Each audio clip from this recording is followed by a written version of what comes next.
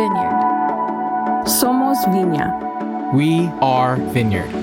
I think that a lot of the work we've done simply named many of the intuitions people already had Oh, definitely. about the way things work. So I think we would have been doing it really wrong if there was some hard right or left turn in the work we were doing, but we were making explicit stuff that had been implicit. Yes. In terms of how do you think a Vineyard church should relate to other Vineyard churches, to Vineyard USA, and then also what should a Vineyard pastor be, know, and do. It was very fascinating to me through the process of the reorg, watching us develop all the proposals about, well, here's what a good national office would look like.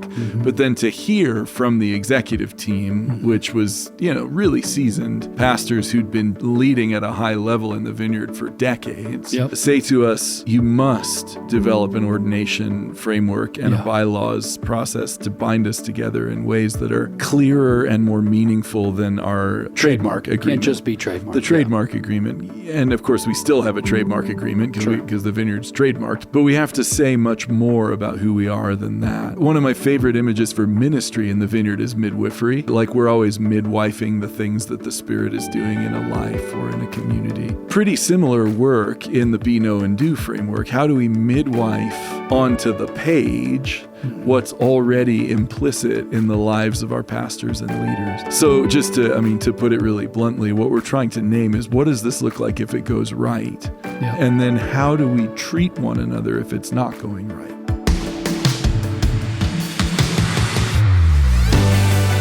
Welcome to the We Are Vineyard podcast, conversations to help us grow with Jesus and each other. In today's episode, Jay will be interviewing Dr. Caleb Maskell, Associate National Director of Theology and Education for Vineyard USA. Let's listen in.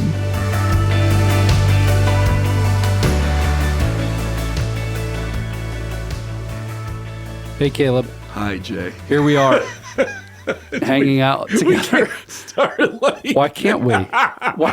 Hi, Jay. That's perfect. It's like Sam It's Eagle. perfect. No, it's perfect. It's the way things start. This is how it is. This is the form we found ourselves in. Good afternoon. Good afternoon, Caleb. Well, I'm doing the same thing I've done with a whole bunch of other people. So just in case people listening haven't heard him, I'm basically coming back to our whole team and saying, what do we think this was when we took these jobs? What have we been doing? Don't laugh. What have we been doing? And I would never laugh at kind this. of locating ourselves in that sort of process, right? In that journey. And then, of course, everybody has someone that they would want to help contribute to that from the outside. So we'll talk about that at the end if we want to. So what's interesting about our story is you and I, just as like friends in the Vineyard, are sitting around asking questions about what is discipleship going to be in the Vineyard, and For a long time. For a long time, Like since 2009? yeah, 10? at least, yeah, that sounds right. I remember asking the question to you whether the Vineyard would be a place where we could raise our kids and they could raise their kids in the faith. Yep. Not skeptically at all, really, just curious. Like, what does it take to go from being a movement born in renewal, like we've been, to being the kind of place where that can happen? Yep. 'Cause there's lots of examples in the history of the church of movements that have done that and movements that haven't done that, right? Yep. So it was a interesting conversation. Yeah. Catechism. Well, and then, catechism. We start talking about catechesis and what is training and how are we forming people and blah, blah, blah. And of course, we're friends with Jared Boyd and any number of people who have a similar set of conversations, right? Yeah, absolutely. And at that point, I don't think I'm on any kind of formal leadership in that window. So I'm not even on the executive team. You're running Vineyard Scholars. I was stuff. leading Society of Vineyard Scholars, which was kind of to the side, but a wonderful, one of the things I'm excited about in the next year or so is getting it back online, because that was such a great environment to have people share, like from a Vineyard point of view. The thing I noticed leading Society of Vineyard Scholars while I was in graduate school was that there is a Vineyard perspective. You don't have to wear it like a heavy thing. You got to wear it lightly to not be a weirdo, honestly. But there are ways that Vineyard people think. There are like Vineyard instincts many of which are very positive, some of which could use a little maturing. Sure. But there's particularity there. And that's part of what made me think it was worth doing, because I kept noticing, man, it's not just that there are Vineyard people in graduate school or Vineyard people who are pastors who like to read and write and stuff. But it was that when we do those things, we do it in a certain way that feels distinct. And when there's something in the kingdom of God that feels distinct, it's either like a problem, like, oh man, this is going to go badly, or more commonly, I think it's a gift that God is giving to the church through a particular group of people. Yep. So I just found myself going, man, I'm actually really, really grateful to get to be part of a group of people who do have something to offer. You know, at the same time, Kathy and I were planting Elm City Vineyard in New Haven with the Crosmans, and we were seeing lots of people who I don't think had much time in their lives for maybe the traditional kind of Christianity that they'd grown up in, finding their way to our church. We had one guy, he was like a Bible scholar type, say, "Oh, I don't like church." And Kathy said to him very sort of innocently, "Well, what do you think we're doing here together?" He said, "Oh, I love you guys." Yeah. Right?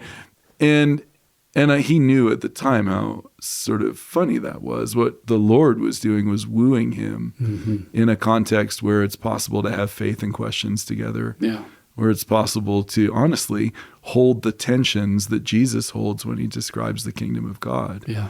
I mean, Jesus doesn't rebuke Nicodemus for coming by night with questions, right? In fact, Jesus rebukes people who come heavy-handedly with answers that are only half right, the Pharisees. Yeah. So it's just a beautiful thing. And to watch the way that the Lord was developing Vineyard identity in our local context, and then all kinds of local contexts, as I would get invited to visit people's churches, the Northeast. I remember coming out to Denver, our church, with you guys doing a leaders retreat. That was very fun. So yeah, it was a very interesting time. A lot of good questions. Yep. Well, incubating. And we're not burdened with the weight of like real organizational leadership. No, nothing like that at all. It was just cool. So we don't have to think about, I wonder what a budget would be for something, or I love the Vineyard. Yes, exactly. Seriously. Very, very pure. And then of course but we're not completely unburdened. We're still leading things that have real humans in them. Yeah, there were some burdensome moments. Yeah, and we're asking questions. Okay, so what do we do with this or that? And then we're stepping into more roles around executive teams, and then you're asked to help start thinking about education for the Vineyard, which led us headlong into the realization that, wait a minute, it's really hard to figure out how to educate or train the Vineyard in its current form. Like, how does this thing get trained if it's so loosely affiliated or so unclear? We're not even entirely sure how to describe what a Vineyard pastor is or does, or a church is or does. Yeah. And since we can't do that, or we have no mechanisms by which we can, actually bring those things into being. Right. I mean, other than they just hopefully just sort of happen. Well, in our history, it was John Wimber, right? In our history, what the Vineyard was defined first by Ken and Joni Gullickson, and then most significantly by John and Carol Wimber. And John Wimber in particular would give sermons and write books, and also reserve the right to just say to a person, you are Vineyard or you are not. Right. Based mostly on the way that they did ministry. It was almost like he had a nose for the particular gift or charism that the Vineyard has, and he could identify who was who, which was probably very galvanizing and good at the time. I mean, I think a lot of people found themselves incredibly inspired and compelled by that way of being. But over time, I mean, of course, after Wimber dies, there's no one with the authority that he had to say those things, which is just the nature of having a charismatic founder. Yeah. But also, I think unclarity just develops over time, right? Anything that you leave unattended tends to decay a little bit, or underattended, right? Stuff needs work. And so I think what we started to notice, not just in the arena of training or education, but all in a number of arenas, missions and church planting and worship and other places. It was like, man, we are going to need to organize ourselves essentially as if we have something worth stewarding. Yeah. Right? Because we were built to say yes to the things of the Spirit. We were built to have like our sails up so the wind could blow our ship, if you like that metaphor. But we weren't built to think about what does it look like over generations. Well, and we had borrowed a lot of other theological thinking from friends. So,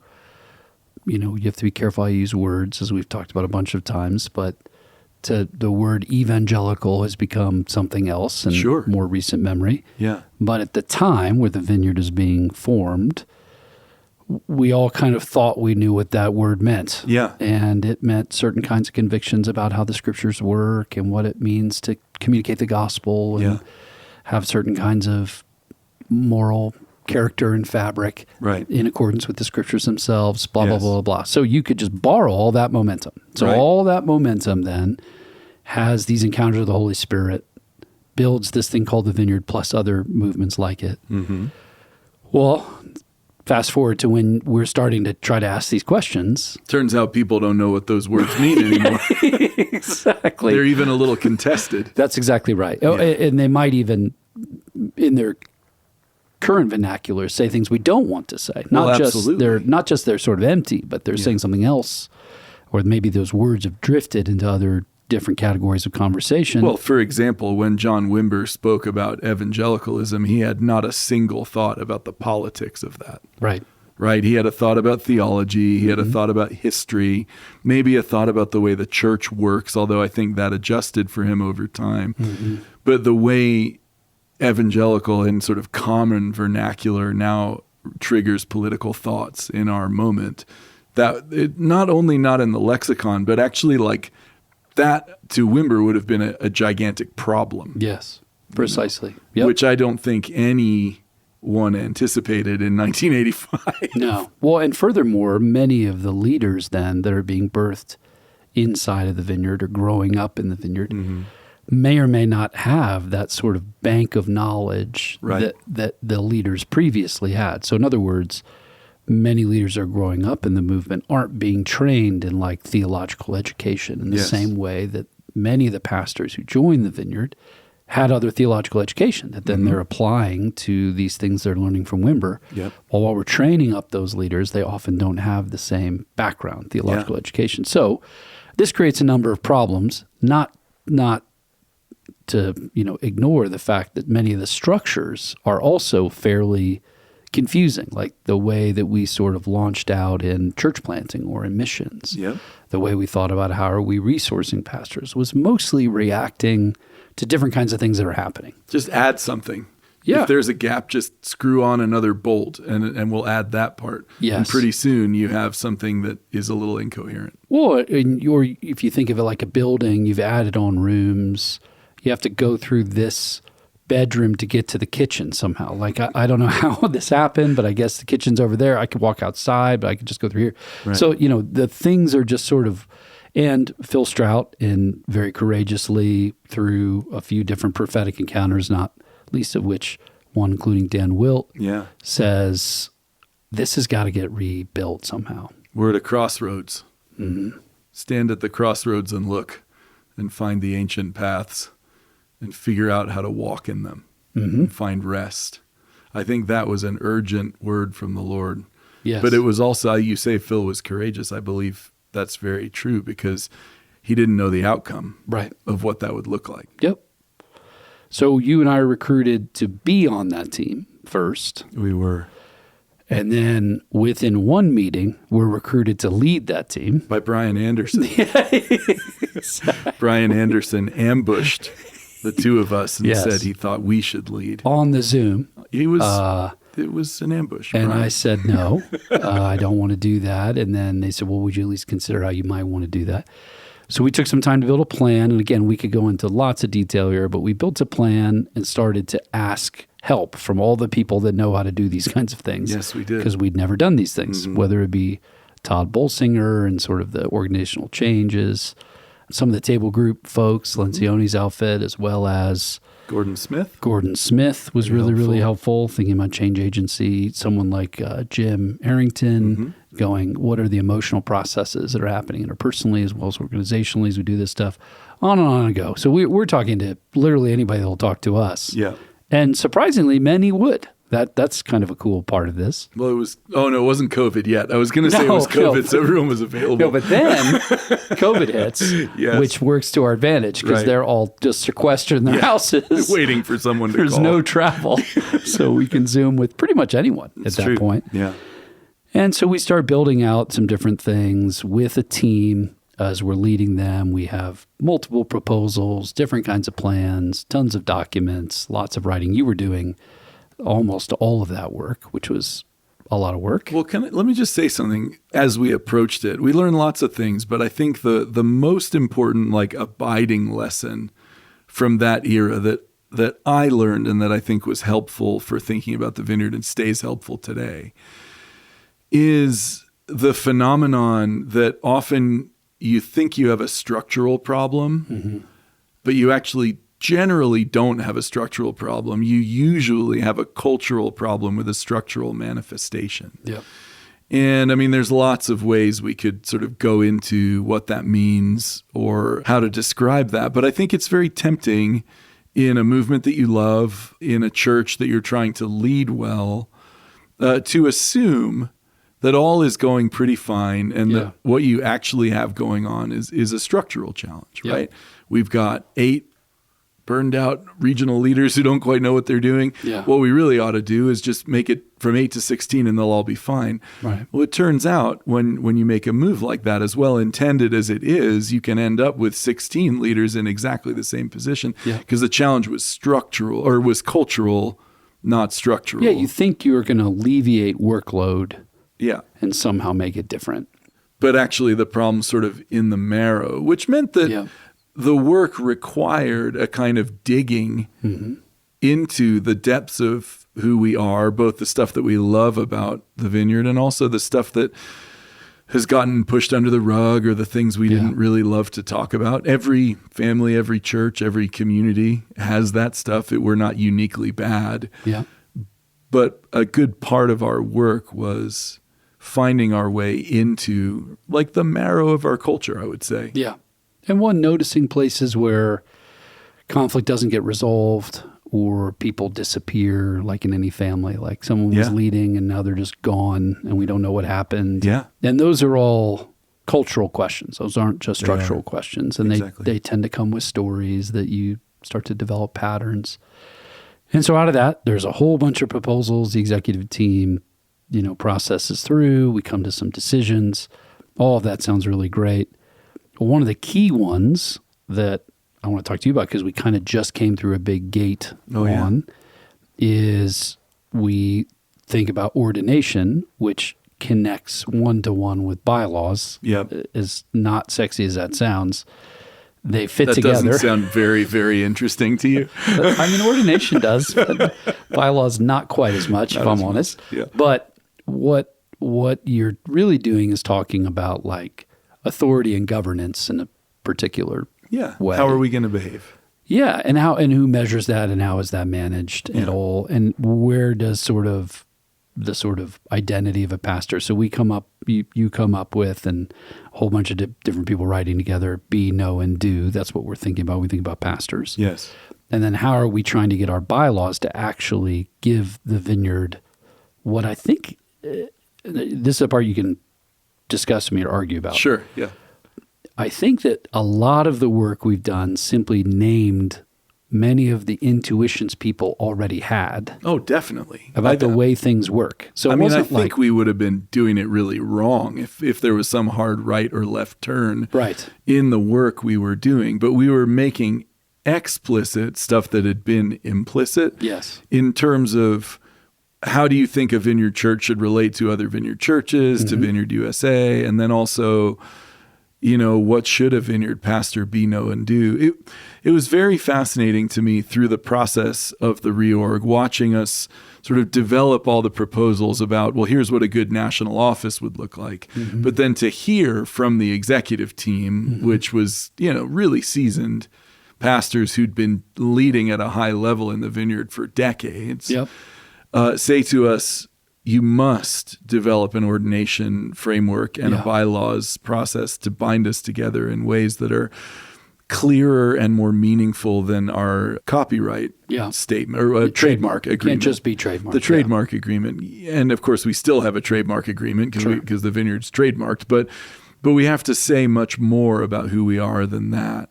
And so, the work, I like one of my favorite images for ministry in the vineyard is midwifery, right? Like we're always midwifing the things that the Spirit is doing in a life or in a community. Mm-hmm. Pretty similar work in the Be, Know, and Do framework. How do we midwife onto the page what's already implicit in the lives of our pastors and leaders? Now, of course, there's any number of counterexamples of places where people have behaved differently, but most of the time, that different behavior that we remember has its origins in something that went wrong. Yes. Right? So just to put it really bluntly, what we're trying to name is, what does this look like if it goes right? Yeah. And then how do we treat one another if it's not going right? Yeah, it's the way that I've used the language, probably not as much in the process, but I've learned in this role to say differently, is you can build a peacetime system that doesn't work in wartime. Mm-hmm. And you can build a wartime system that actually makes it really hard to live peacefully. Yes, you can. And so in other words, you have to have a way of managing problems as they arise. If you build a system that works only if everybody agrees and is doing well, and we're seeing people come to Christ, and there's limitless money, and we love God and we love each other. Yeah. Vineyard 1987. Yeah. Exactly. The problem is you're not in the New Testament, because the New Testament is immediately, bloody. Within minutes, bloody. People are going, hold on a minute. Yeah. You don't get to tell me what to do. That's right. Or I'm not listening to you, I'm listening to him. Or, all that, and she's the worst. That's what you need to know. All that stuff starts happening. And sure, I had sex with so-and-so. What about it? All the stuff starts to happen. And leaders are like, have nothing to do with this man. Exactly. Totally. The fact that has to be said tells you a lot. By name. Yeah. Like that one guy, that metal worker, keep an eye on him. Mm-hmm. Or just, hey, pastor, do your job. Yeah. You have a job to do. Mm-hmm. Why aren't you doing it? And they're like, I don't know, my bad. And then leaders step up. Well, so much of what you see in the New Testament like that is reminding. Mm-hmm. And I think a lot of the work we've been doing in the ordination and bylaws framework is reminding us, at our best, who do we intend to be? Yeah. And then, because we're all human beings and we need reminding, what does it look like for us to become the kind of people who can gently remind, based on the assumption, look, you're already in, I love you, you bring joy to me.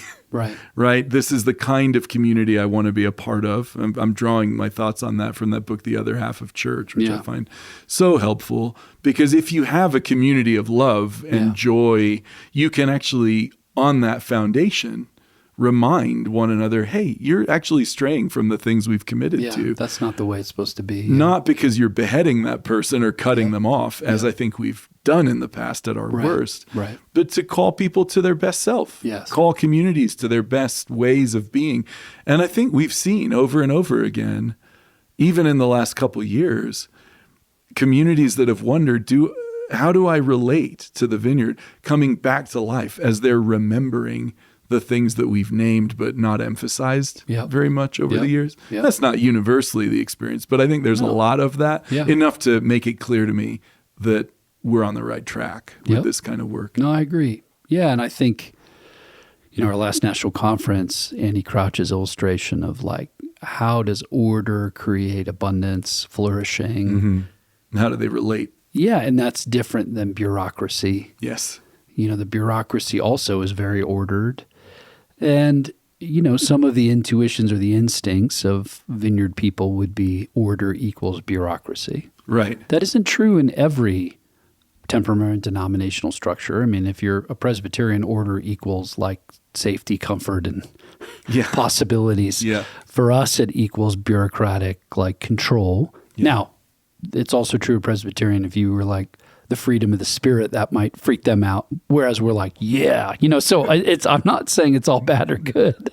I'm just saying you have intuitions that form and you have to reframe some of those new moves, which I think is the work we've been trying to do. So as we came across the line here in July with the national conferences, that was our moment to say, look at all that's happened. We went through a huge process. Lots of churches adopted and attested to ordination, as well as bylaws being reframed. I think the last number I saw was 97%. 97% either done or on track to be done by the end of the year, I think. Which is incredible. Yeah. And honestly, even the smartest expert types who knew us at the beginning of this process were all saying, you got to count on 25% to a third just saying, no, thank you. This is too much change. Yeah. We have convictions to be independent in a very particular kind of way. That's true. Please just leave me alone. Not even like in an acrimonious way, just like, I don't want to do it. Yeah. And we've seen some of that.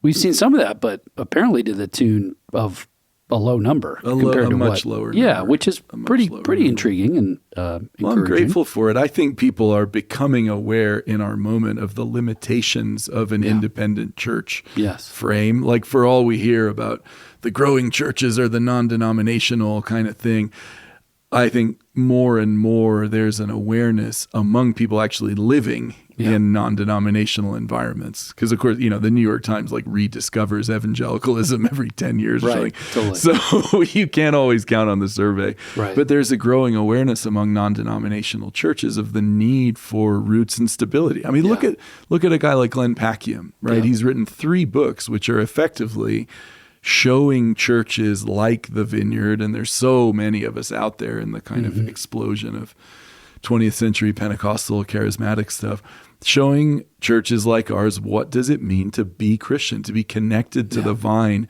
Doesn't just mean I have encounters with Jesus. It means that I have encounters with Jesus. I have the scripture, which is mediated to me by the Spirit through the life of the church over millennia. Yeah. People have died for this. People have lived for this. It's vibrant and alive right now.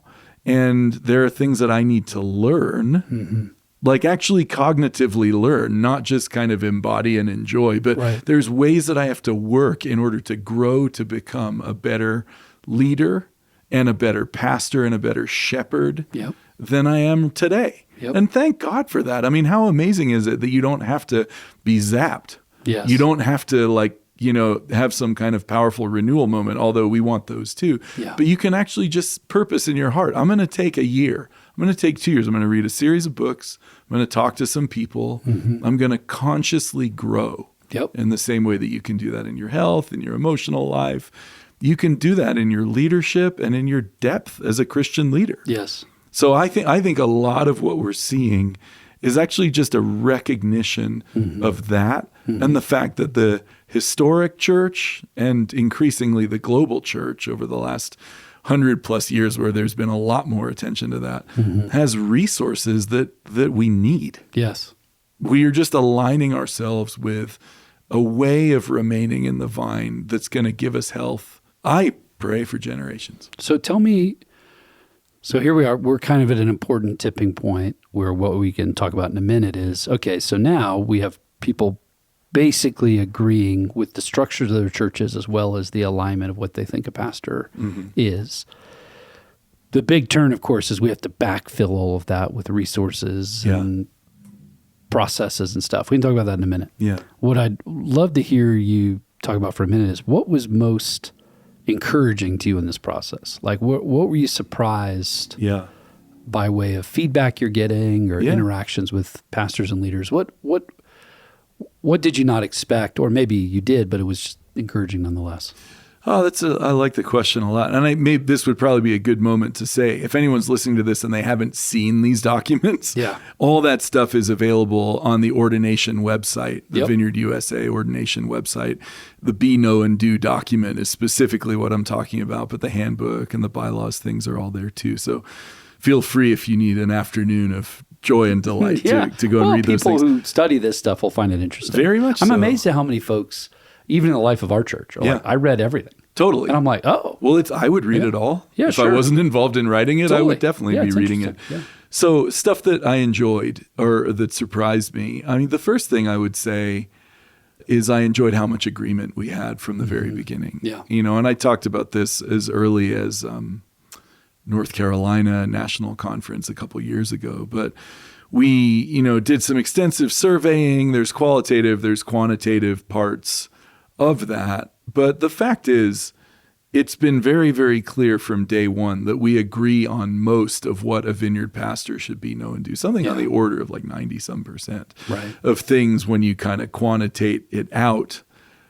But those are things that are less, I mean, the numbers are helpful, but the sentiment, the feeling, just going around the country, talking to people and hearing not just affirmation, but almost relief. Like, thank you so much for saying that and saying it in the way that you did.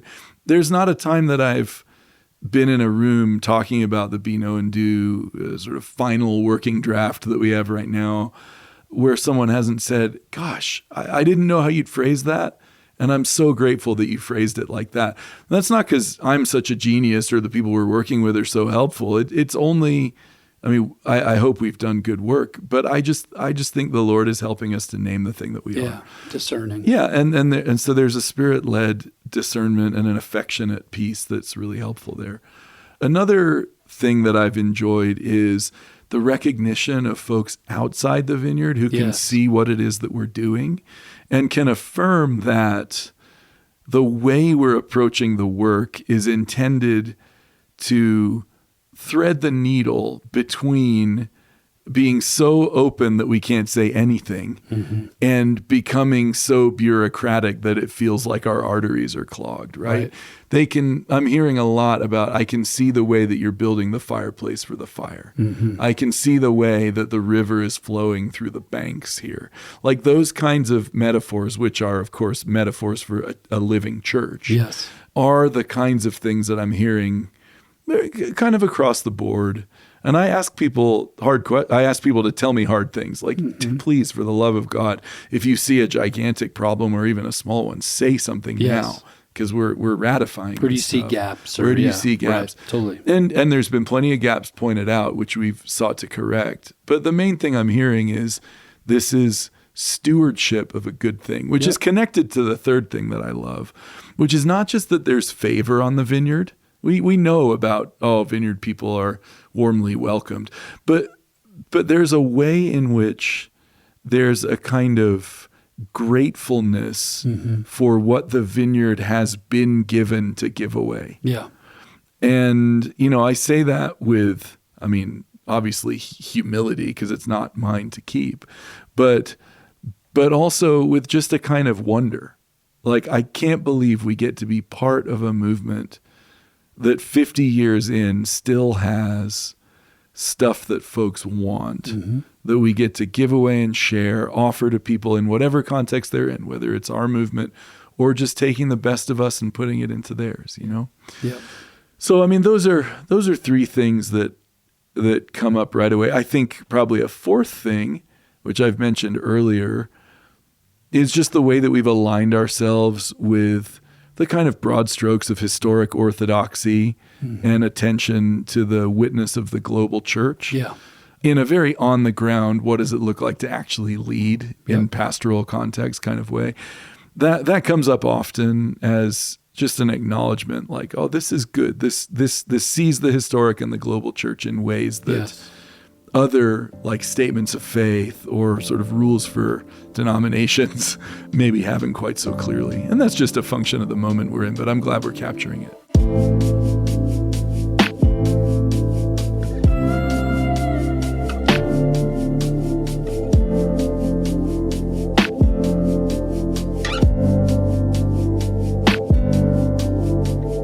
Vineyard USA's Women's Association is hosting a conference at the Evanston Vineyard in the Chicago area from Thursday, October 2nd to Saturday, October 4th. We were made for more than just survival. God's invitation to his kingdom is greater, deeper, and more mysterious than we could ever imagine. The church needs women pastors and leaders to know their worth, take their rightful place, and boldly ask for more grace, more mercy, more compassion, and more courage to speak the truth of Jesus to a lonely and confused world. Come and join hundreds of women who dare to believe that God has more for their churches, their cities, and their own lives. The cost for the conference is just $99, and you can find more information at vineyardusa.org/events. Hope to see you there.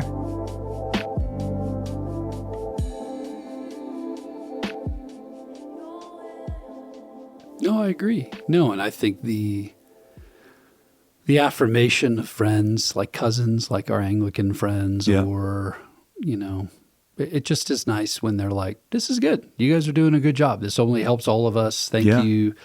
And, not in a chastising way, but more than once I've been with Anglican leaders or, friends in other denominational structures that more or less say something like, it's kind of about time you guys got some of this figured out for yourself. Totally. Not in a rude way, but they're kind of like, that should have been done by now. Thank you for doing that. Well, I think that needed to be done. I think what it comes down to is if we have something that we can give to the church and the world, it's important that we come out of our adolescence. And with respect and affection for all who've come before me, there is a way that we have probably had an extended adolescence. Mm-hmm. And I guess being a movement from Southern California, maybe that's on brand. Yeah. Southern Californians are scowling. No, man, they know what it's like. Yeah, we know what it's like. There's a kind of perpetual youth, which is part of what we love about SoCal. But people have scars enough from the work that we've done. Yeah.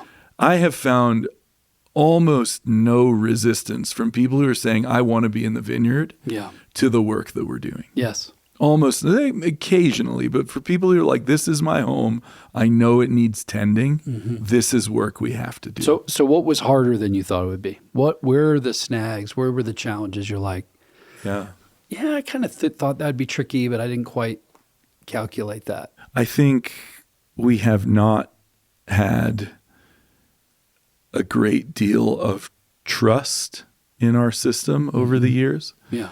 I think our movement in a way was sort of built in that sort of boomer calculus of mistrust for institutions kind of as a default.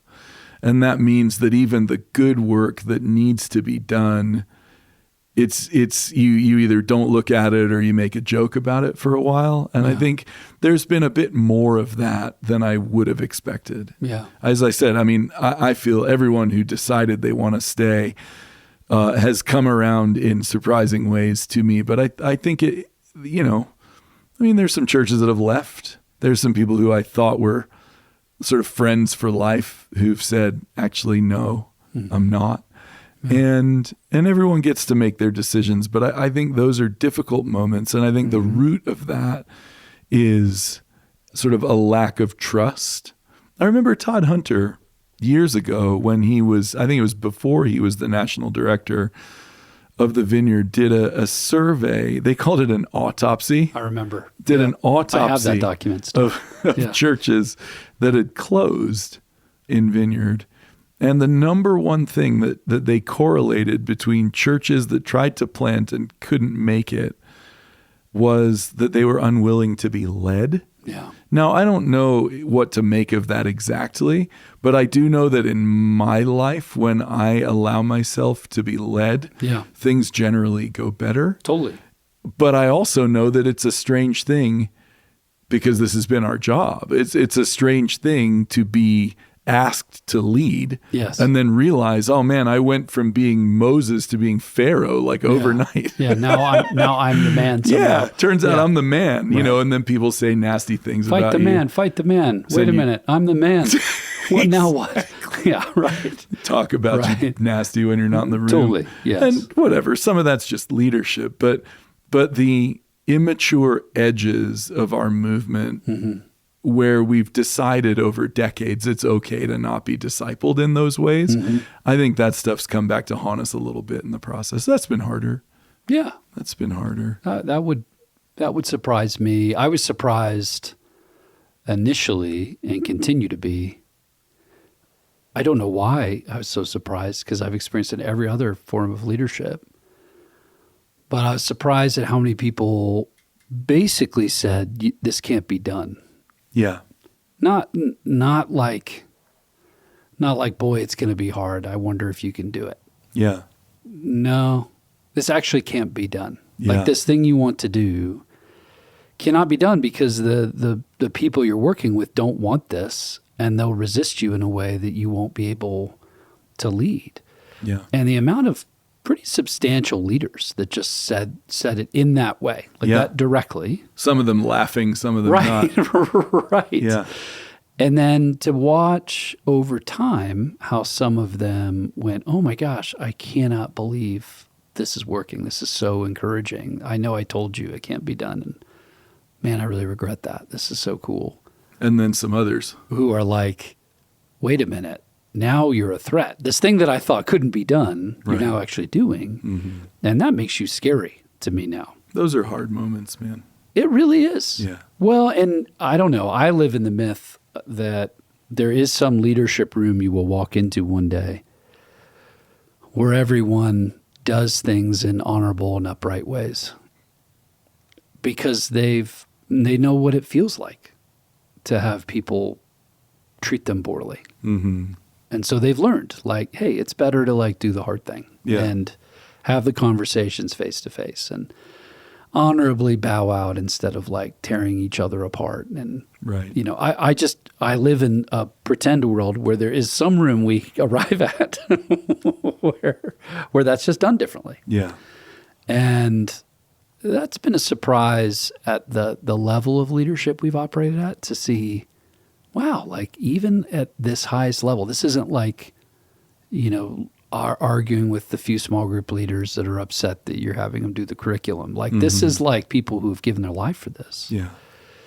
It's pretty fascinating to watch how committed we get to certain ways that values work. Like, oh, these are obviously the way it's supposed to be. Well, yeah. This puts you back in Bible times, right? I mean, I love the realism of the New Testament, and everyone gets to make their decisions about who they want to be. Yes. And I don't have any interest, and I know you don't either, in deciding like who the good guys and the bad guys are. No, we're all the bad guy. So that's the first thing exactly. to know. Yeah. But at some level, there is a real sorrow in that part. That's been harder than I thought. The other thing I would say, just to pivot a little here, although we could do the sad thing a lot more if you want. No, I think that's about it. Honestly, I mean, what I would say is the things you said that were good have way more room to explore. The things that we said that are bad are just kind of like, well, and that's all there is to say about that. Well, and I mean, there really isn't. Yeah. Yeah, to that point, I think the third thing that's been hard is how little training we have on really important things. Yes. So, you remember the vineyard man, or in the original Greek, the vineyard person? That diagram. Yeah. The vineyard person stands on the foundation of the Bible and the kingdom of God. And again, sort of in the world where John Wimber could say we're a conservative evangelical movement, full stop, and apparently everyone knew what that meant. Like, oh yeah, okay, right. Those things were, I mean, obviously Wimber taught on the kingdom of God. He taught some on the Bible as a thing, taught from the Bible all the time. But there's only so much teaching about what the implications of standing on the Bible and the kingdom of God are. We need a lot more of that. Yeah. We need a lot more sort of foundational teaching reframed for the moment that we're in. Yes. I think we had some of that. I don't think we've had nearly enough of that for quite a long time, which presents a great opportunity in this moment. But that also feels like a challenge because I'm just aware of the gap. It's like, whoa. It draws us back towards the larger body of Christ as well. Well, that too. There's people who have things to say about that, as we've been experiencing. There are. Who can help us go, well, here's some thoughts about that. Well, it's a double-edged sword. We can definitely get, and you know me enough to know I want all the help we can get all the time. Yes. And if God has given the vineyard a gift to steward, we cannot just take off-the-shelf solutions. Right. or at least not whole cloth, Yeah. right? James K.A. Smith came and talked to the Society of Vineyard Scholars years ago, 2011. And he said, Vineyard scholars, learn to drink from your own wells. He said, don't just settle for taking the rudiments of the kind of mainstream, but recognize something's been given to you. Yeah. And to the degree you can drink from your own wells, you will be able to produce things that are particular and Yes. good and new and an ongoing gift. So while I want to borrow everything that we can, I'm also taking that part pretty seriously. And that's culture work as well. It is. That Yep. takes Yep. cultivation. It does. So it's a both and. No, you I know? agree. No, Yeah. that's good. Okay, so here we are, 97%. We've arrived to wherever we've gotten to. Now we have new people joining the Vineyard, which is also a part of this that we've not talked It's about. a thrill. People who are like, oh, wow, that's like a substantial thing. I could like be a part of that. That's been one of the most encouraging things to watch. It really has. Yeah. You guys are moving beyond being an aesthetic that I can like jam out to like the Vineyard's a vibe. you can become, you're a group of churches that are Yeah. up to something together, whether it's you're really honestly thinking about what does kingdom racial diversity look like? Right. What does, healthy moral behavior and relational health look like? Yeah. How does that really, and then movement in the spirit accordingly. So different folks are moving toward us, which is, I had a hunch about, I didn't really know, but I had a hunch that was going to happen. And that is happening with substantial leaders, not just people who are like, I don't know, I'm barely starting a church and can somebody help me? Though we are getting some of that. It's more like, no, I've been leading a long time and you're now singing the song that I want to join, which is pretty cool. It is cool. And that's adding a different kind of strength to our movement. But now that we're here, there's training, there's development, there's coaching, there's all kinds of things that I know we're working on moving forward.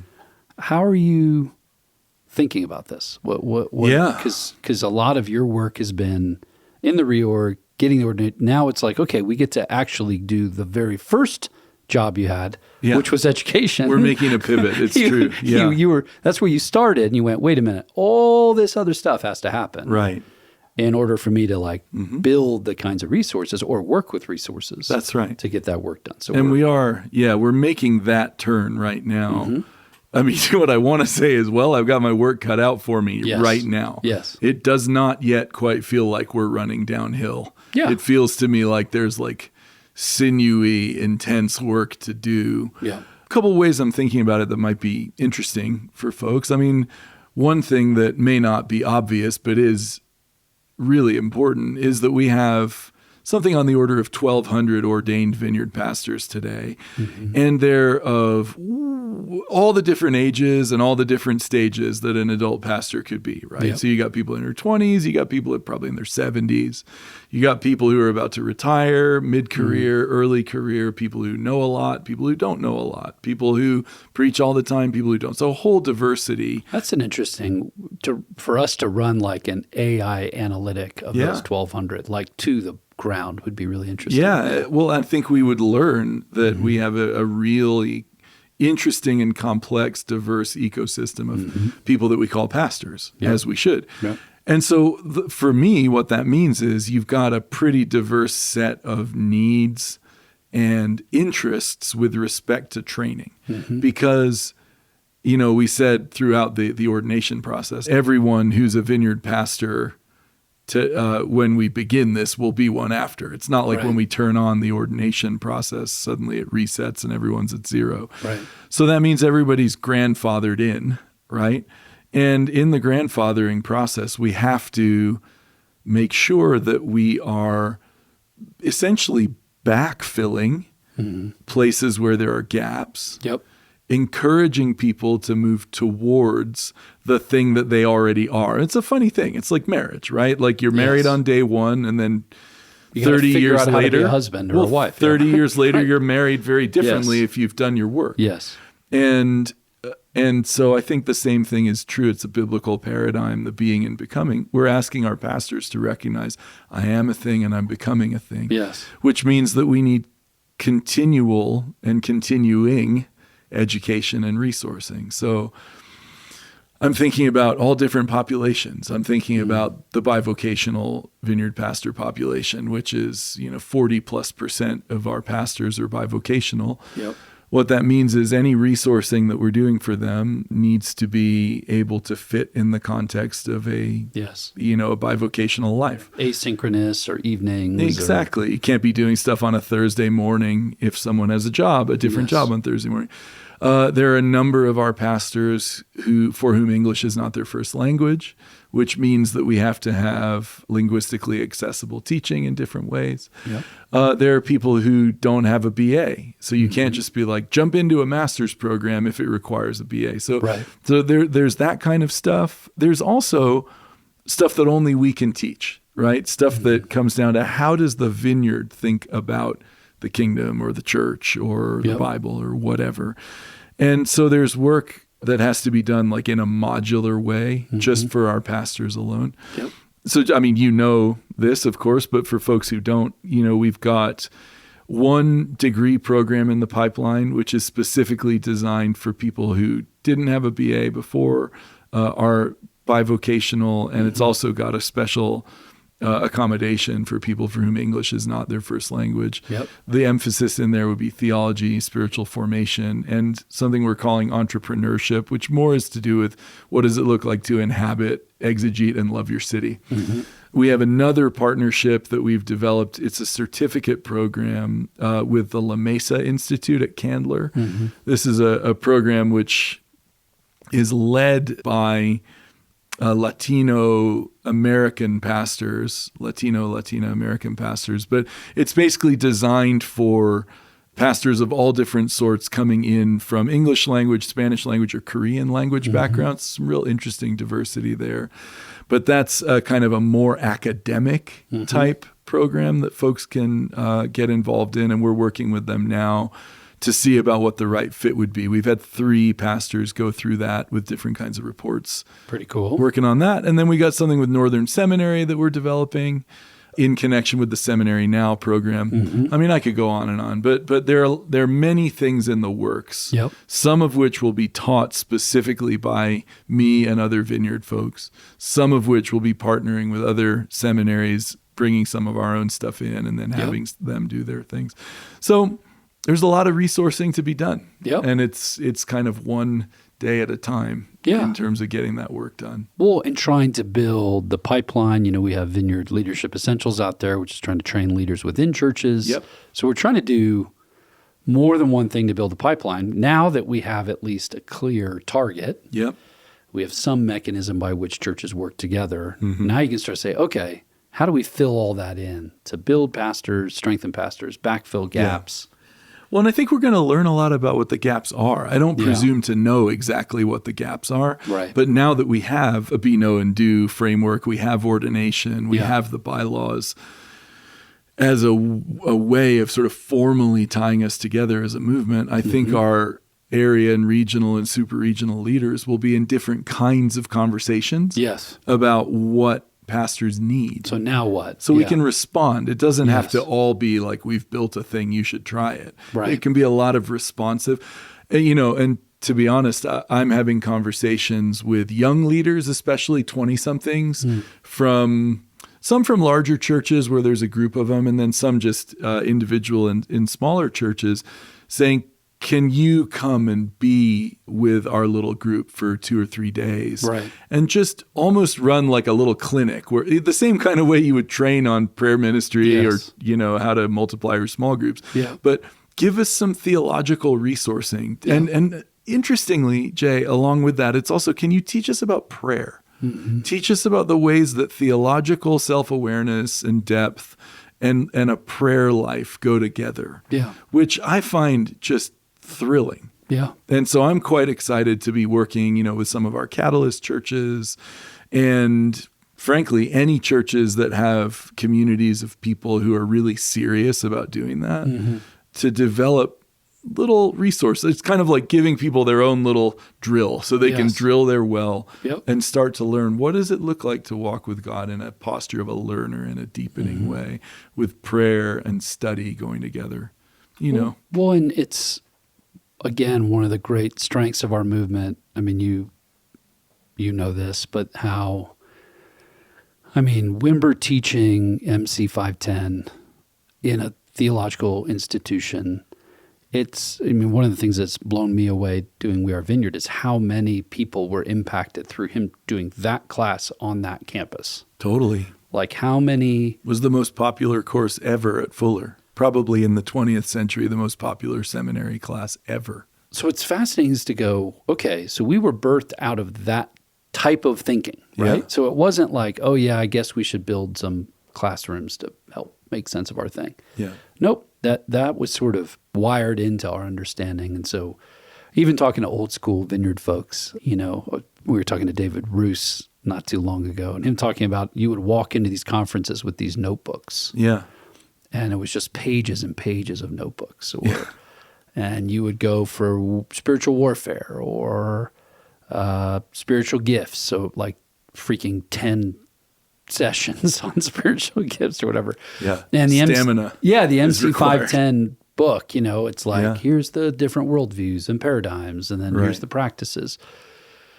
All of that way of behaving and being, in my opinion, it feels like there's a fresh hunger for. I'm watching younger leaders going, I'll come to the thing, or give me the tapes for the thing, and then come talk to our folks or do the deal. So, well, it's the beauty of not being able to assume that people know stuff, right? Where there's a gap, it produces hunger, and hunger produces a kind of resourcefulness in people. So I'm not saying we should withhold resources to produce hunger, but I am saying I think there's something in the kind of like topography of the history of our moment where hunger is being produced again. And it's very interesting. It's not just passion. I mean, God knows we need passion. We need passion for prayer. We need the kinds of things that drive people to take great risks. But it's not just hunger for the thrill of living a big and risky life for God. It's also hunger for roots. yes. I think Simone Weil said, the greatest and most fundamental hunger of a human being is for rootedness. Mm-hmm. And I think there's some truth to that. Mm-hmm. Like, of course we know from the scripture that the deepest roots that a person can have are in the love of God. But I think we also know there's a gap between our lived experience of love and even of the love of God and the depth of what that actually is, which is why Paul is praying, I pray that you would be able through all these different channels to come to know what that is. Yeah. I mean, there's no part of the knowledge of God in Paul that doesn't involve study and deepening yourself in every way, including intellectually. Totally. So some of that hunger feels like more fully orbed. Perhaps than in the past. And I am so thrilled to get to do this work in this moment for that reason. Well, and the amount of folks even that are on the edges of the vineyard, like the amount of folks that are now dumping their way through like hours of Wimber on YouTube. I mean, I know you've had this experience. I'm having it continually. Yeah. Pastors going, oh my gosh, Jay, I wanted to talk to you. I've been watching like all the Wimber stuff online, like on YouTube. And I'm like, you are? I watched 10 hours of this. And I was like, really? Well, why would you do that? They're like, well, who else is talking about it's interesting doing prayer ministry or what are spiritual gifts? Or well, there's good news for those folks. This is kind of a sneak preview of coming attractions. We've got thousands of Wimber teachings that folks have sent to me, to our offices, that we're digitizing. Yes. And our desire, there's a little fundraising to do around this. So if anybody out there is feeling generous and wants to help this to come faster, give me a call. Yeah. But we are developing, using AI, digital archives of these materials that won't just allow people to listen, but will allow people to search and read transcripts. And I actually think to the degree there's a growing interest in Wimber, this is the kind of thing that puts like a match to the tinder. I think there might be another teaching wave out of Wimber's work by using this stuff in the same way that I worked on Jonathan Edwards years ago, and we made a digital archive of the Jonathan Edwards papers. And it really created a renaissance in the study of Edwards. I mean, think what you like about him. The way to get someone in public consciousness is digital archives. Yeah, put their stuff out there. And so I'm really excited just for our churches, but also for what does it mean to have Wimber heard in another generation. Totally. Well, and all the characters around him. The amount of great stuff with Don Williams, for example. Yep. You and I both love his stuff. I was just listening to some Don stuff actually last week on preaching and how do you think about preaching, and his stuff on Romans changed my life. I mean, there's so much that we have just sitting around on shelves somewhere that just needs to be organized, digested, and placed into the world in a particular way. And there's probably some of that we will leave on the shelf that might not fit. Well, it's a challenge. Yeah, I mean, not every single thing I've ever said into a microphone do I want to be like the normative expression of my opinion. Totally. But that's part of why it's important to have people who kind of know the story doing some of the work around it, because thousands of hours of audio doesn't interpret itself. No. Right? So there's just work to be done. Yes. And for the first time ever, maybe we're in a position where we have capacity to do that work. And I'm really excited about that. Yeah, man. Bring back MC 510. Let's run it back. Let's run it back. Well, because I mean, one of the things we built was some of the materials for InterVarsity. Or some of these different folks we're working with are like, just package this in a way that we can use it, and we would love your help. It's amazing how much of that's moving toward us right now. Well, we're in an ongoing partnership, as you know, with InterVarsity, where they're basically saying, can we bring groups of students to your churches for pastoral care and mentoring? And it's like, of course. Yes, yes. You mean you want to do my job for me? That would be amazing. Let's do that, right. So, we're starting that partnership up this year with several different churches. And I think within a year, we're going to have so many good stories. Yes. It'll just go nationwide. For sure. That's what I'm hoping anyway. Well, and jumping over the language barriers like you described, there's a lot of opportunity in front of us. So I do appreciate that you're back in front of the whiteboard. Yeah, I feel good about that. And I do ask anyone who's still listening to this podcast, please pray for us. I'm serious. Please pray for us, because there's a lot of complexity and a lot of unknowns, and we could really use your prayer. So thank you for caring, and thank you for praying. Well, I'm grateful for you, Caleb. And who knows, next year after, what will we be talking about? We'll be talking about this year of development and resources and crypto winnings. Wouldn't that be great? Yeah, sadly unlikely. The huge donation that came in because of this podcast to build the AI resources. Build the AI, exactly. Yeah, I'm so excited for that podcast. I can see that podcast now in my mind. I'm excited for it.